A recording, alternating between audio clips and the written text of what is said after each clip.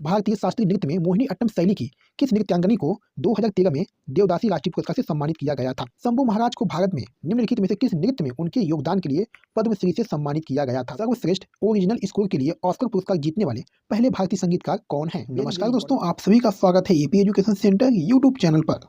तो मेरे प्यारे साथियों, आज इस वीडियो का टॉपिक है कला से जुड़े व्यक्तित्व। ये क्लास दोस्तों आपकी रेलवे एग्जाम की मोस्ट इंपॉर्टेंट क्लास है, जो आपकी परीक्षाओं में 100% प्रश्न जो बार बार पूछे जाते हैं। मैं कहूँगा अगर आपको रेलवे में अंतिम रूप से सिलेक्शन लेना है तो वीडियो को पूरा ध्यान से देखिएगा। अगर वीडियो पसंद आए, अच्छी लगे तो वीडियो को लाइक कर दीजिएगा, साथ ही साथ चैनल को भी सब्सक्राइब कर लीजिएगा, क्योंकि दोस्तों इस चैनल पर आपको हर क्लास जो है टॉपिक वाइज कराई जाती है। और इस वीडियो में जितने भी प्रश्न लिए गए हैं, सभी प्रश्न का दोस्तों एक्स्ट्रा फैक्ट भी शामिल किया गया है, जो आपके परीक्षाओं में महत्वपूर्ण साबित होगा। तो चलिए वीडियो को शुरू करते हैं पहले प्रश्न के साथ। पहला प्रश्न दोस्तों आपके सामने है, पद्मश्री पुरस्कार से सम्मानित गोपाल प्रसाद दुबे को निम्नलिखित में से किस नृत्य में उनके योगदान के लिए सम्मानित किया गया? बहुत ही महत्वपूर्ण प्रश्न है दोस्तों। आपसे बता दें दोस्तों कि अगर आपको किसी भी प्रश्न का आंसर पहले से पता है तो अपना इसको कमेंट बॉक्स में जरूर बताइएगा, ठीक है। तो चलिए इस प्रश्न का सही आंसर देने का प्रयास करिएगा। पद्मश्री पुरस्कार से सम्मानित गोपाल प्रसाद दुबे को निम्नलिखित में से किस नृत्य में उनके योगदान के लिए सम्मानित किया गया? तो मेरे प्यारे साथियों, मैं कहूँगा कि ये छऊ नृत्य के लिए उन्हें सम्मानित किया गया, यानी पहले प्रश्न का राइट आंसर दोस्तों ऑप्शन सी की तरफ जाएगा। चलिए मेरे प्यारे साथियों, आपको एक्स्ट्रा पॉइंट बता दें, पंडित गोपाल प्रसाद दुबे भारत सरकार ने वर्ष 2012 में छऊ नृत्य में उल्लेखनीय योगदान के लिए पद्मश्री सम्मान से नवाजा था दोस्तों, ठीक है। अगला पॉइंट दोस्तों है, पद्मश्री पुरस्कार की शुरुआत जो है ये 2 जनवरी 1954 को हुई थी। यह भारत सरकार द्वारा दिए जाने वाला चौथा सबसे बड़ा नागरिक पुरस्कार है दोस्तों, ठीक है। ये पुरस्कार दोस्तों कला, शिक्षा, उद्योग, साहित्य, विज्ञान, अभिनय, चिकित्सा, सामाजिक सेवा और सार्वजनिक मामलों जैसे क्षेत्रों में विशिष्ट योगदान देने वाले लोगों को दिया जाता है, ठीक है दोस्तों। अगला क्वेश्चन दोस्तों है, सर्वश्रेष्ठ ओरिजिनल स्कोर के लिए ऑस्कर पुरस्कार जीतने वाले पहले भारतीय संगीतकार कौन हैं? वेरी वेरी इंपॉर्टेंट क्वेश्चन है दोस्तों। इस प्रश्न का सही आंसर देने का प्रयास करिएगा।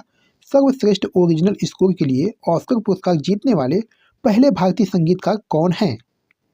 तो मैं कहूँगा दोस्तों ये ए.आर. रहमान है दोस्तों, ठीक है। यानी दूसरे प्रश्न का राइट आंसर दोस्तों ऑप्शन डी की तरफ जाएगा।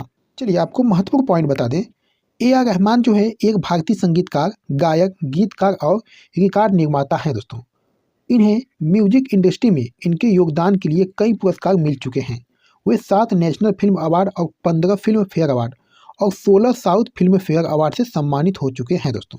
इन्हें दोस्तों तमिलनाडु सरकार ने कलाई ममानी अवार्ड से भी सम्मानित किया है दोस्तों। अगला पॉइंट दोस्तों है, अमेरिकी फिल्म उद्योग में कलात्मक और तकनीकी योग्यता के लिए दिए जाने वाले पुरस्कारों को ऑस्कर या अकादमी पुरस्कार कहा जाता है दोस्तों। ये पुरस्कार दोस्तों जो है academy of motion picture art and science हर साल देता है दोस्तों, ठीक है। ये सभी इंपॉर्टेंट पॉइंट आपको ध्यान देना है।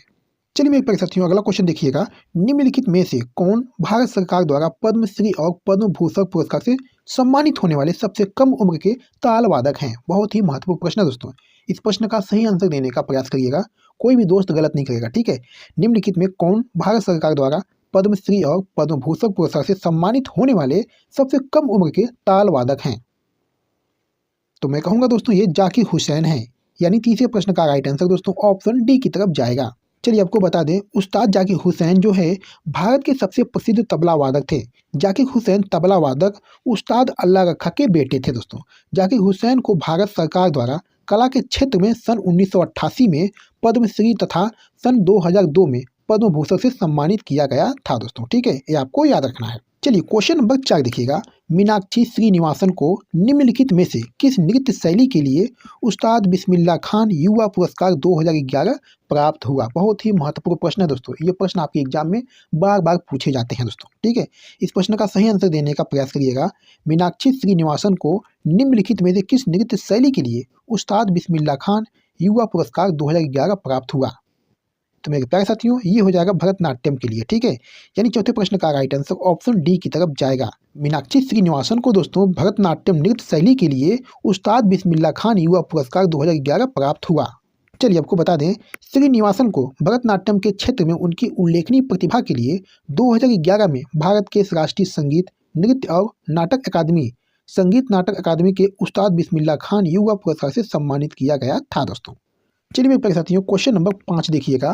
शंभू महाराज को भारत में निम्नलिखित में से किस नृत्य में उनके योगदान के लिए पद्मश्री से सम्मानित किया गया था? वेरी वेरी इंपॉर्टेंट क्वेश्चन है दोस्तों।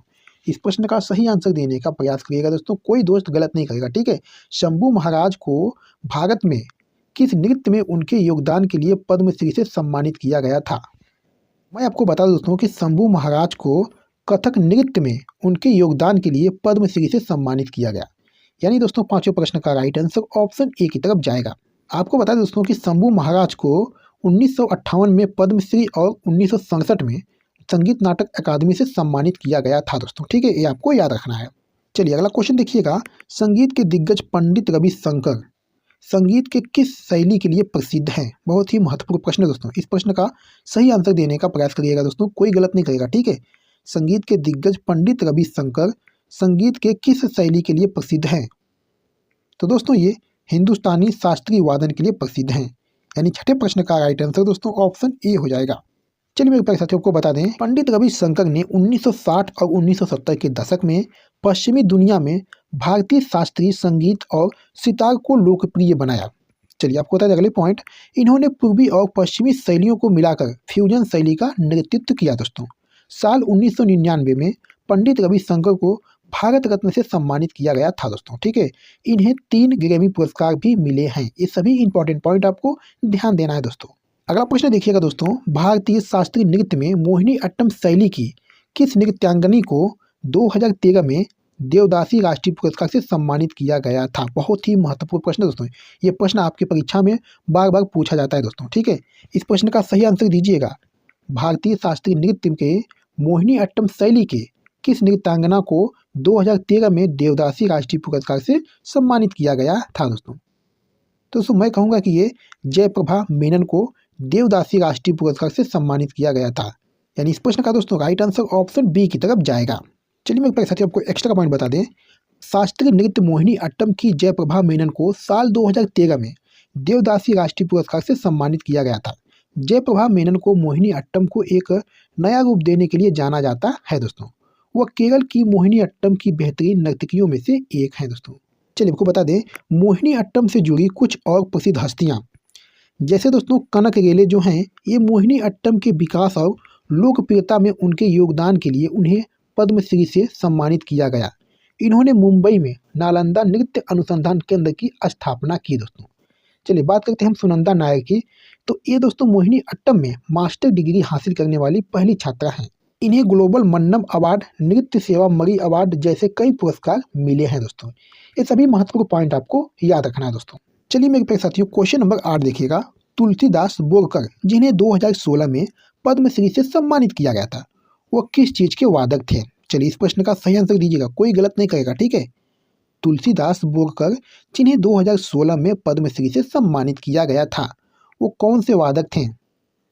तो मैं कहूँगा दोस्तों ये हारमोनियम वादक थे।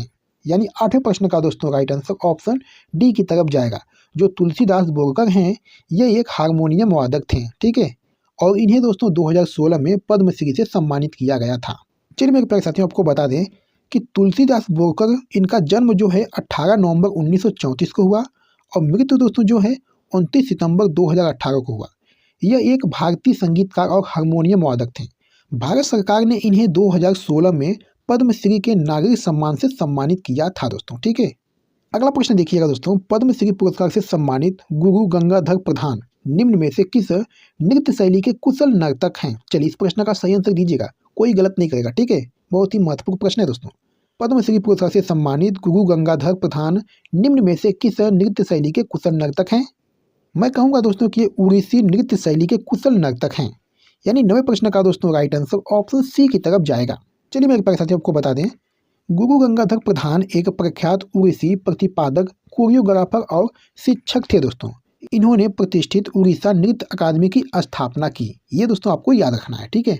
चलिए मेरे प्यारे साथियों इस वीडियो का लास्ट क्वेश्चन है, पद्म भूषण पुरस्कार विजेता उमा शर्मा एक कौन सी नर्तकी है? बहुत ही महत्वपूर्ण प्रश्न दोस्तों, इस प्रश्न का सही आंसर दीजिएगा, कोई गलत नहीं करेगा, ठीक है। पद्म भूषण पुरस्कार विजेता उमा शर्मा एक कौन सी नर्तकी हैं? तो मैं कहूँगा दोस्तों ये कथक नर्तकी हैं। यानी 10वें प्रश्न का राइट आंसर दोस्तों ऑप्शन डी हो जाएगा। चलिए मेरे प्यारे साथियों आपको महत्वपूर्ण पॉइंट बता दें, पद्म भूषण पुरस्कार से सम्मानित उमा शर्मा एक प्रसिद्ध कथक नृत्यांगना है। उमा शर्मा का जन्म जो है 1942 में दिल्ली में हुआ था। साल 1973 में इन्हें भारत सरकार ने पद्मश्री पुरस्कार से सम्मानित किया था दोस्तों। साल 2001 में इन्हें पद्म भूषण से सम्मानित किया गया था। इन्हें संगीत नाटक अकादमी पुरस्कार और साहित्य कला परिषद पुरस्कार भी मिला है दोस्तों। ठीक है, उमा शर्मा दोस्तों नई दिल्ली में स्थित भारतीय संगीत सदन की संचालिका है दोस्तों। इसकी स्थापना जो है इनके पिता ने 1946 में की थी दोस्तों। ठीक है, ये सभी महत्वपूर्ण पॉइंट आपको याद रखना है। तो मेरे प्यारे साथियों, वीडियो कहीं पर समाप्त करते हैं और आपने 10 प्रश्नों में से कितने प्रश्न के आंसर सही किए हैं अपना इसको कमेंट बॉक्स में जरूर बताइएगा। ठीक है, और वीडियो आपको पसंद आई है, अच्छी लगी तो वीडियो को लाइक भी कर दे। और दोस्तों नई वीडियो का अपडेट पाने के लिए चैनल को जरूर से सब्सक्राइब करें। तो चलिए मेरे प्यारे साथियों, मिलते हैं आपसे अगली वीडियो में, तब तक के लिए धन्यवाद।